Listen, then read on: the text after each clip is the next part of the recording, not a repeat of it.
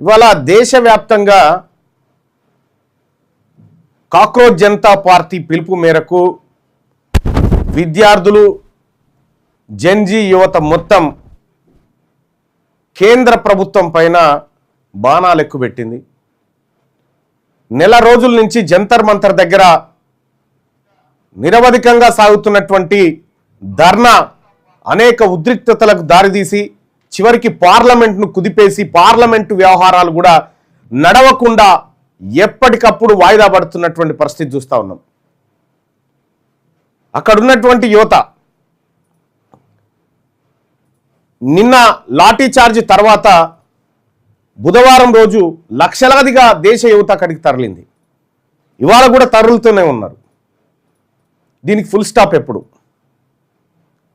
ఎన్ని రోజులు యువత ఆందోళన చేస్తే ప్రధానమంత్రి నరేంద్ర మోడీ నోరు తెరుస్తాడు? తెలంగాణ రాష్ట్రంలో కూడా యువత నిన్న అనేక చోట్ల నిరసనలో పాల్గొన్నది.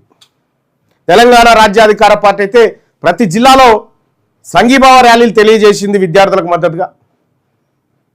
అనేకమైనటువంటి విద్యార్థులు నిన్న ఆర్ట్స్ కాలేజ్ దగ్గర కూడా భారీ ఎత్తున విద్యార్థులు ఒక చోటుకు వచ్చి ఈ దేశంలో విద్యా వ్యవస్థ పైన ఈ దేశ ప్రభుత్వం చేస్తున్నటువంటి నిర్లక్ష్య వైఖరి పైన గొంతెత్తిరు, గలమెత్తిరు, మాట్లాడారు. మీ అందరికీ తెలుసు, అక్కడ ఢిల్లీలో జంతర్ మంతర్ దగ్గర నిరసన దీక్షలో ఉన్నటువంటి జనానికి ప్రజలు వివిధ దేశంలో ఉన్నటువంటి వివిధ రాష్ట్రాల నుంచి నేరుగా జొమాటో బుక్ చేసి ఆ తర్వాత ఇంకోటి జొమాటో స్విగ్గీ లాంటివి బుక్ చేసి వాళ్ళకు ఫుడ్ ఇచ్చి రాపు అని చెప్పి చెప్తా ఉన్నారు. ఆ రకంగా ఉద్యమాన్ని మరింత బలోపేతం చేసినారు. అసలు ఈ జెన్జీ ఉద్యమం ఎక్కడికి దారితీయబోతా ఉంది?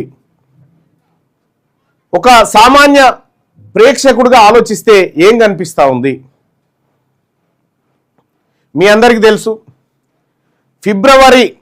జూలై 21 తారీఖు దాకా ఒక్క నేషనల్ మీడియా కూడా, అంటే మోడీ మీడియా, గోదీ మీడియా అంటారు కదా వాటిని, సో ఆ గోదీ మీడియా ఏది కూడా జంతర్ మంతర్ వైపు పోలే. 22 తారీఖు లాఠీ చార్జ్ అవుతుంది కదా, లాఠీ చార్జీలో పరస్పర తోపులాట అవుతుంది కదా, ఆ తోపులాటలో ఆవేశానికి గురయ్యేటువంటి విద్యార్థులు ఎవరినైనా పోలీసునో లేకపోతే కారునో కొట్టడమో తిట్టడమో చేస్తాడు కదా, అవి చిత్రీకరించకపోవడానికి వచ్చింది మీడియా. అవి చిత్రీకరించుకోవడానికి వస్తే సోషల్ మీడియాలో చాలామంది పోస్టులు చూస్తూ ఉన్నాం. ఎట్లాగో ఆడ ఇంటర్నెట్ బంద్ చేసేటువంటి దివాలా కోరుతనానికి కేంద్ర ప్రభుత్వం దిగజారింది. జంతర్ మంతర్ ఏరియాలో ఇంటర్నెట్ బంద్ చేయడం ద్వారా, అసలు సోషల్ మీడియా నెట్వర్క్ పనిచేయకుండా చేయడం ద్వారా ఈ గట్ల ఉద్యమాన్ని అనిసిన చరిత్ర ఎక్కడ ఉందా? యువత గొంతు నొక్కి ఉద్యమాన్ని అనిచిన చరిత్రలో ఎక్కడ లేదు. మన అన్పడు ప్రధానమంత్రి అసలు ఎందుకు ప్రధానమంత్రికి ఉన్నాడో అర్థం కాదు. ఈ దేశంలో ఉన్నటువంటి మెజారిటీ యువత, వారి తల్లిదండ్రులు అందరూ కూడా ముఖ్యమంత్రి కాదు ప్రధానమంత్రి అయినావు కదా, ఇప్పుడన్నా చెప్పవయా, నోరు తిప్పవయా అని చెప్పారంటే ఇప్పటి వరకు ఆయన నోరు ఇప్పలేడు, సపోర్ట్ చేస్తలేడు. ఎందుకయా ప్రధానమంత్రి నువ్వు ఉండి ఏం లాభమయ్యా ఈ దేశానికి? ఇంతమంది ప్రజలు ఓ వైపు రోడ్డు మీదకి ఎక్కి ఆందోళన చేస్తుంటే ఇంకా చీమునెత్తురులోనికి ఎవరిని కూడా సీట్లో కూర్చోవాలనిపించేది, అయినా కూర్చుంటున్నాం. ఈయన పక్షం ఒకటిగా భారతీయ జనతా పార్టీ విపక్షాలు రాజకీయం చేస్తున్నాయి. విపక్షాలు ఎప్పుడు ఎంటర్ అయినాయా? విపక్షాలు ఎంటర్ అయినది ఎప్పుడు? ఆ మూమెంట్లోకి ఆ మూమెంట్లోకి పోతే కనీసం ఒక పార్టీ జెండానన్నా కనిపిస్తా ఉందా? నాయకులు పోయి సంఘీభావం తెలియజేస్తా ఉన్నారు, ఒక పార్టీ జెండా కనిపించలేదు. స్వచ్ఛందంగా విద్యార్థులకు మద్దతుగా రాజకీయ పార్టీలుగా మా బాధ్యత అది.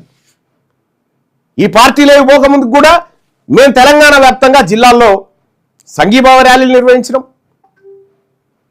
విద్యార్థులకు మద్దతుగా నిలబడ్డం, అది బాధ్యత రాజకీయ పార్టీగా. కానీ చాలా చిత్ర విచిత్రాలు. భారతీయ జనతా పార్టీ ధర్మేంద్ర ప్రధాన్, ఆయన అసలు నీకు నిద్ర ఎట్లా పడుతుందో అర్థమైతలేదు. దేశమే నిన్ను వద్దంటుంటే ఇంకా నువ్వు ఆ కుర్చీని అంటు పెట్టుకుని నువ్వు పోయి వెంటనే ప్రధానమంత్రికి చెప్పి చీచీని ఏమని నాతో కాదు ఇది గిత్త తిడుతున్నారు జనము. ధర్మేంద్ర ప్రధాన్ బిడ్డ అమెరికాలో ఎల్ఎల్ఎం చేస్తూ ఉంటే ఆడ కూడా కలిగిరు ప్రజలు. న్యూయార్కు, వాషింగ్టన్ ఎక్కడ చూడు జంజీ ఉద్యమానికి మద్దతుగా ర్యాలీలు తీస్తూ ఉన్నారు. ఇలా అమిత్ షా కొడుకులు వీళ్ళు ఎవ్వరు కూడా ఇక్కడ లేరు. మొత్తం అమెరికా విదేశాలలో చదువుకుంటూ నిమ్మలంగా ఉన్నారు.